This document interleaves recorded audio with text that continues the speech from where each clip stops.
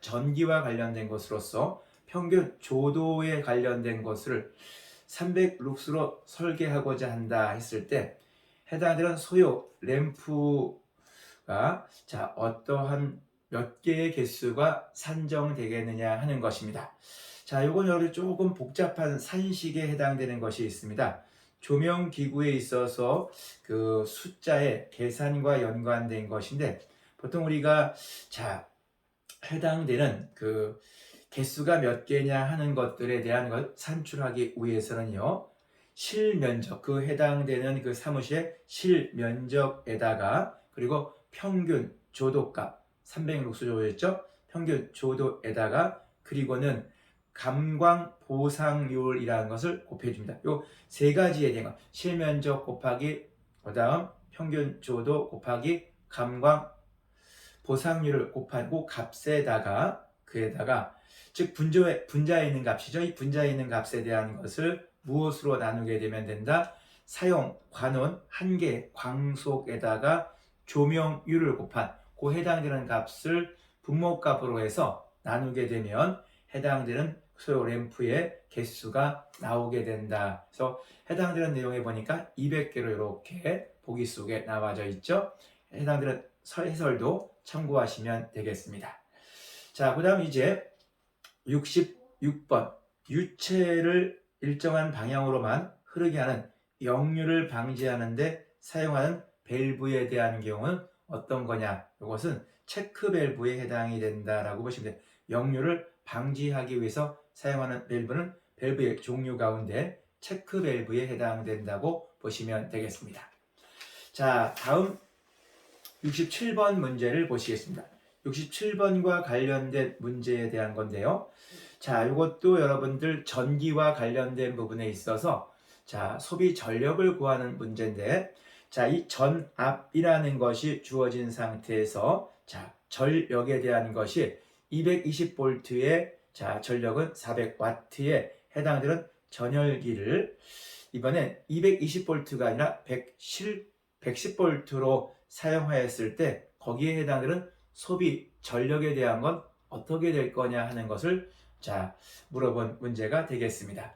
우리가 보통 전압이라고 하는 건 전류의 저항을 곱하기 주는 것이고요. 그 다음에 전류라고 하는 것은 전압을 저항으로 나눈 값이 되겠는데 우리가 전력이라고 하는 것은 전압 곱하기 전류가 되겠고요. 이것을 우리가 저항과 연관시키게 되게 되면 전력이라고 하는 것은 전압의 자승을 저항으로 나눈 값이다 라고 보시면 되겠습니다. 이랬을 때 우리가 전열기 예컨대 전력에 대한 것이 400이 주어졌을 때 V값 전압은 220V일 때 저항값에 대한 걸 구할 수 있겠죠. 그래서 400은 220V의 자승을 R값으로 나누게 되면 거기에 해당하는 R값이 얼마가 나온다? 121ohm이 나옵니다.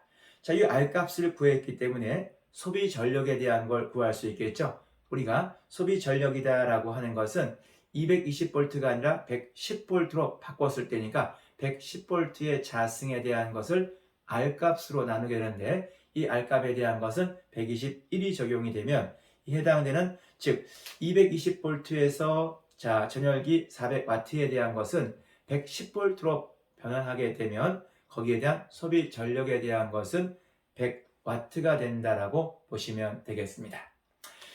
그 다음 68번과 관련된 부분인데요. 급탕 설비에 대한 경우는 개별식 급탕과 중앙식 급탕으로 구분되는데 이번 시험 문제는 중앙식과 관련된 것으로 옳은 것을 구하는 문제가 나와 있네요. 1번 보기 배관 및 기기로부터 열 손실이 많다. 아무래도 이렇게 중앙식이니까 전체를 이렇게 공급돼야 되기 때문에 아무래도 열 손실에 대한 부분은 개별식 급탕에 비해서는 많다. 정답이 되겠습니다. 먼저 보기 2번부터 보기 4번까지 관련된 부분은 급탕 개소마다 가열기의 설치 스페이스가 필요하다.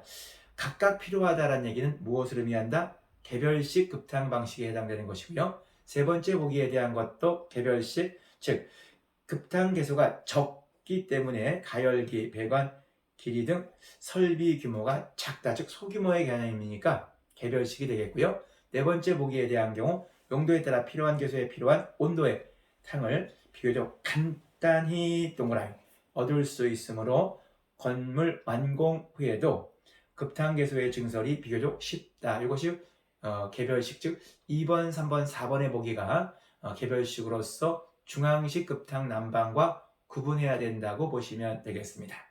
자, 69번 문제인데요. 이건 조금 여러분들 뭐 이렇게 그 계산과 관련된 부분에서 이 옥외 공기에 대한 것과 옥내와 관련된 부분에 있어서 해당되는 그 온도에 대한 것과 그리고 해당되는 전반적인 그 옥외 공기와 실내 공기를 주어 놓고 거기에 혼합을 했을 때 혼합 공기의 온도는 어떻게 될 거냐 하는 거죠. 자, 이건 혼합이니까 어떻게 하면 될까요, 여러분들? 자, 혼합이니까 합치는 것이 되겠죠. 즉 35도의 옥외 공기에 대한 것이 30kg일 때 이것을 이렇게 여러분들 30 곱하기 35로 자 해주고, 그다음에 또 옥 실내에 해당되는 경우는 70kg 곱하기 27도를 해서 전체 실내와 실외에 해당되는 공기의 전체에 대한 것들을 구하게 되고, 그리고 그 해당되는 부분에 대한 경우를 자 무엇으로 나눈다?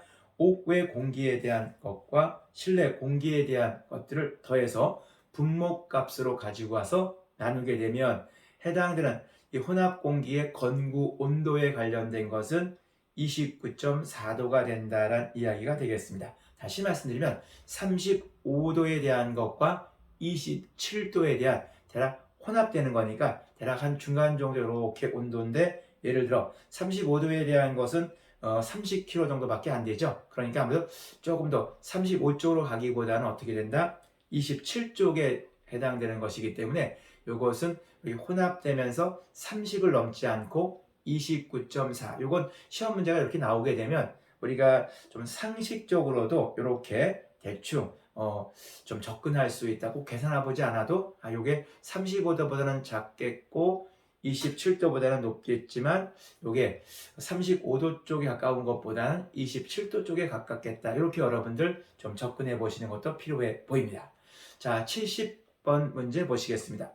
펌프에 있어서 구조상 분류 중 터보형에 속하지 않는 것, 즉 우리가 이 펌프의 종류에 대한 부분은요, 크게 터보형에 대한 것과 그리고 용접형에 대한 것, 특수형, 이렇게 크게 세 가지로 나눌 수 있고요. 다시 터보형에 대한 경우는 원심형에 대한 것이 있는데, 원심형에는 왁건 펌프에 대한 것, 그 다음에 디퓨저 펌프에 관련된 것, 이런 것들이 담겨져 있고요. 그 이외에도 여러 가지 그 펌프와 관련된 부분, 사료 펌프에 관련된 것들이 넓은 의미에서 터보형 해당되는 펌프의 종류에 해당됩니다. 자, 그런데 보기 속에 1번 피스톤 펌프와 관련된 부분에 대한 경우는 어디에 해당된다?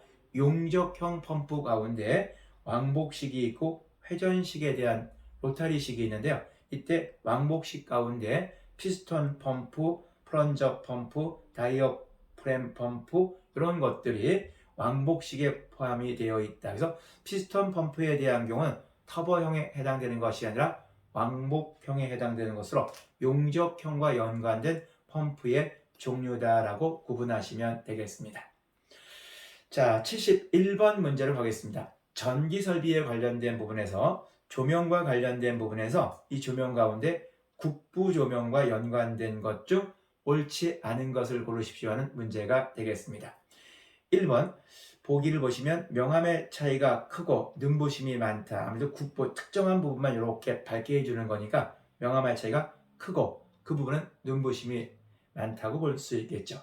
두 번째 보기는 원하는 곳에 원하는 방향으로 조도를 줄일 수 있다. 고기 부분만 해야 되는 거니까요. 국부니까. 세 번째 보기 불필요한 장소는 소등할 수 있어 필요한 만큼의 조도를 경제적으로 얻을 수 있다. 맞는 보기가 되겠죠. 네 번째 보기는 작업대의 위치가 변하여도 등기구의 배치를 변경시킬 필요가 없으며 그림자가 부드럽다라고 되어 있는데, 아무래도 등기구의 배치를 변경시켜야 하며 또 그림자가 좀 부드럽지 않고 진하다는 단점을 갖고 있는 것이 국부조명에 해당된다. 이렇게 보시면 되겠습니다. 72번 보기는 웅축수와 관련된 부분인데요. 웅축수라는 것이 이렇게 한번 쓰면 이렇게 순환식으로 이렇게 환수하는 방식이 있습니다. 이럴 때 환수 방식에 의한 증기난방 방식에 분류에 속하지 않는 것은 보통 증기난방 방식에 있어서는 중력식, 진공식, 기계식이 있고요. 상향식은 해당되지 않는다라고 보시면 되겠습니다.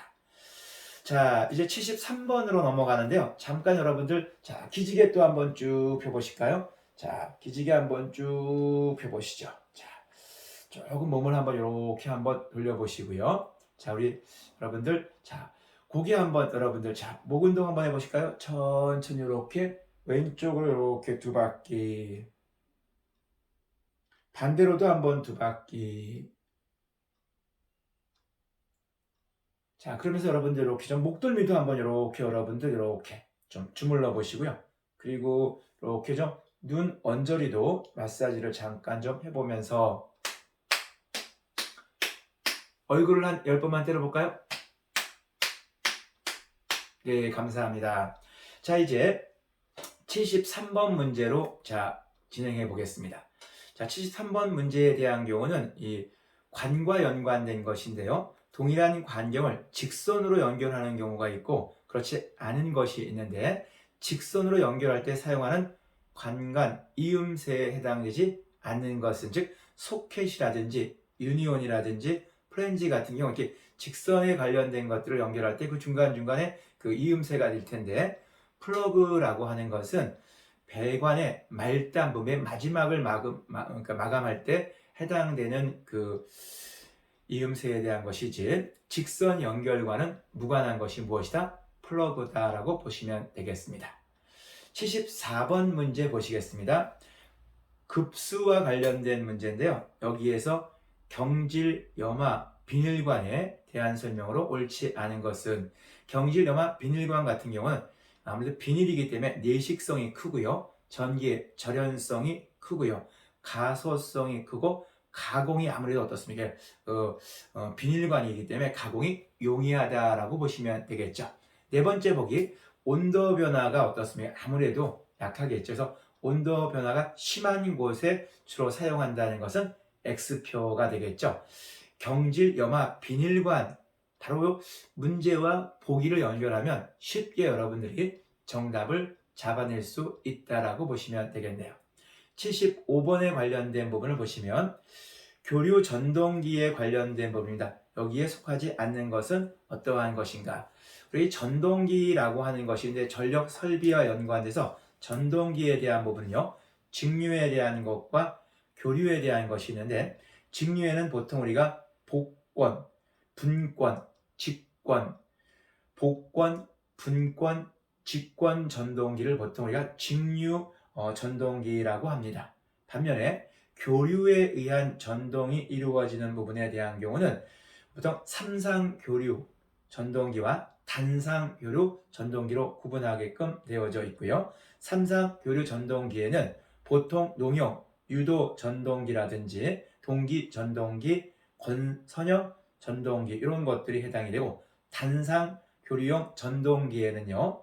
분상 기동 유도 전동기, 또 반발 기동 유도 전동기, 콘덴서 분상 전동기가 해당이 된다 해서 이 직류와 교류에 대한 걸 좀 구분하시면서 동기 전동기, 삼상 유도 전동기, 분상 기동형 전동기는 교류에 해당되지만 복권이라든지 분권이라든지 직권 전동기는 직류에 해당된다고 보시면서 이 직류 전동기는 속도 조절이 간단하고 시동 코프가 크므로 고도의 속도 제어가 요구되는 장소나 큰 시동 토크를 필요로 하는 엘리베이터라든지 전차 등에 사용하고 있고요. 그러나 반대로 전원이 교류에 해당되는 경우들은 직류로 바꾸는 장치가 필요해서 가격이 좀 비싸는 단점이 있다라고 보시면 되겠습니다.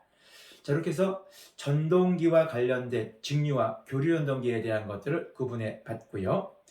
76번 문제를 보시겠습니다. 우리가 공기조화 방식에 대한 것은 우리 산업기사에서는 많이 나오지 않는 유형에 해당되는 간혹가다 나오는 문제 유형이 되겠는데요. 나오게 되면 보통 방식을 공기로 할 거냐 물로 할 거냐 이런 것과 관련돼서 구분하는 문제가 자주 언급됩니다. 자, 이번 76번의 공기조화에 해당되는 경우는 공조 방식에 의한 경우는 전공기 방식에 속하는 것이 아닌 것은, 즉 단일 덕트의 정풍량 방식, 일정한 그 풍량을 보내주는 정풍량과 그다음에 많이 보냈다 적게 보냈다 하는 변풍량에 해당되는 것은 단일 덕트 방식과 연관되고요. 덕트가 한 개가 아니라 두 개의 덕트로 이렇게 하는 이중 덕트 방식, 멀티존 유닛 방식, 각층 유닛 방식은 모두 공기를 가지고 전공기 방식으로 이렇게 따뜻한 공기를 보내주는 것이다. 이렇게 보시면 됩니다.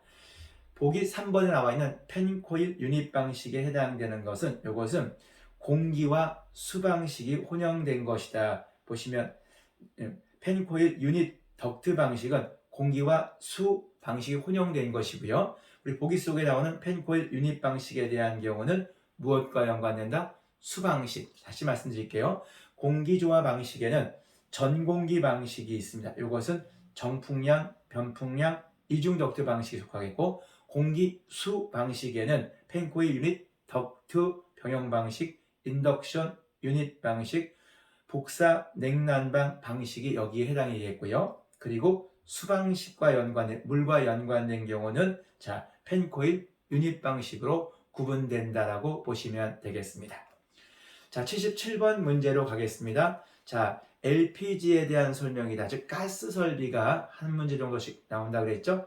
LPG에 해당되는 거 LNG와 구분하게 되는데, 설명 중 틀린 것은 LPG라는 것은 공기보다 어떻습니까? 좀 무겁습니다. 가라앉기 때문에 좀 LNG에 비해서 위험하죠. 두 번째, 액화하면 용적은 250분의 1로 줄어든다. 맞고요.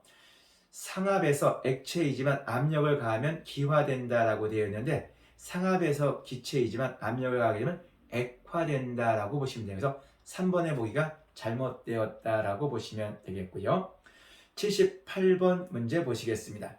백화점 화장실에서 일반적으로 사용하는 환기 방식, 이 환기 방식에 있어서 기계 환기 방식과 연관돼서 1종, 2종, 3종 이렇게 언급이 되는데, 보통 백화점 화장실이라고 하는 것은 아무래도 창문이 좀 없지요. 그렇기 때문에 자연급기와 함께 강제, 배기에 관련된 것들, 즉 화장실에 주로 사용하는 방식은 3종 환기 방식으로 이렇게 강제 배기 형식이 적용된다라고 보시면 되겠습니다. 자, 79번 문제는 여러분들 이렇게 좀 계산 문제와 관련해서 현열, 부하를 구하는 것인데 조금 까다롭습니다. 자, 근데 이렇게 이런 계산된 문제가 나면 참 덜컥, 아이고 이거 좀 어떻게 내가 풀까, 이렇게 여러분들 조금 힘드실 수가 있을 텐데요. 그 문제 속에서 주어진 값들을 이렇게 주로 곱해주거나 나누어 주게 되면 그 해당되는 값을 구할 수 있다라고 보시면 되겠습니다. 자, 일단 온도가 이렇게 실내 온도와 외기 온도를 주어졌고요. 또 침입 공기량, 또 침입 외기에 의한 손실 열량에 대한 것을 구하십시오라고 해놓고, 거기에 공기의 밀도라든지 공기의 정압 비열을 주어졌습니다. 이럴 경우에 우리 현열과 연관되어서 해당되는 내용에 대한 것은 공기의 밀도를 곱하고 비열을 곱하고 최적 유량에 대한 것을 곱하게 되고, 그리고 온도차, 항상 그 높은 온도에서 낮은 온도를 뺀 그 온도차만큼을 곱해준다고 보시면 됩니다. 자, 요 해당되는 공기의 밀도, 비열, 최적 유량, 온도차에 대한 걸 모두 곱하게 되면 그 해당되는 값에 대한 것이 이렇게 나오게 되는데, 그 해당되는 것을 지금 시험 문제 보기에서 보니까 와트로 물어봤네요. 그렇기 때문에 그 1와트에 해당되는 것이 3.6 kJ 시간당 해당되기 때문에 요 해당되는 3.6 칼로리 줄로 해당되기 때문에 이걸 나누어 주게 되면 와트 값이 나오게 된다라고 보시면 돼서 분모 값이 3.62로 나누게 되면 그 해당되는 그 현열 부하에 대한 와트 값이 나오게 된다. 즉 손실 열량에 대한 것이 자, 와트로 물어봤기 때문에 3.6으로 나누어 준다라고 알아두시면 되겠습니다. 이때 정압 비열이라고 하는 것은 일정한 압력하에서 중량 1kg의 기체 온도를 1K 높이는데 필요한 열량으로서 해당된다라고 보시면 되겠습니다. 자, 이제 마지막 80번 문제를 보시겠습니다. 분기 회로 구성 시에 유의해야 될 내용에 대한 내용 중 옳지 않은 것은, 우리가 보통 이 분기 회로의 구성과 연관해서는 첫 번째, 복도, 계단 등 될 수 있는 같은 회로로 연결하는 게 바람직하고요. 두 번째, 습기가 있는 장소의 수구는 가능하면 별도의 회로로 하는 것이 좋고요. 세 번째 보기, 같은 방 같은 방향의 수구는 가능한 한 같은 회로로 하는 게 좋습니다. 네 번째 보기 보시면 대규모와 같은 경우에 전등과 콘센트는 동일한 회로로 구성하는 것이 원칙이라고 했는데, 소규모일 때 이렇게 동일한 것으로 하고 대규모일 때는 각각 별도의 것으로 하게 된다라고 보시면 되겠습니다. 자, 여기까지가 우리가 2010년도 산업기사 2회 관련된 61번부터 80번까지 건축 설비에 대한 관련도 문제에 대한 것들의 해설, 또 어떤 부분에서 출제가 됐는지에 대한 것들을 정리해 봤습니다. 자, 여러분들, 자, 이번 차시 마치고 또 잠깐 쉬었다가 여러분들 다시 뵙겠습니다. 수고 많으셨습니다.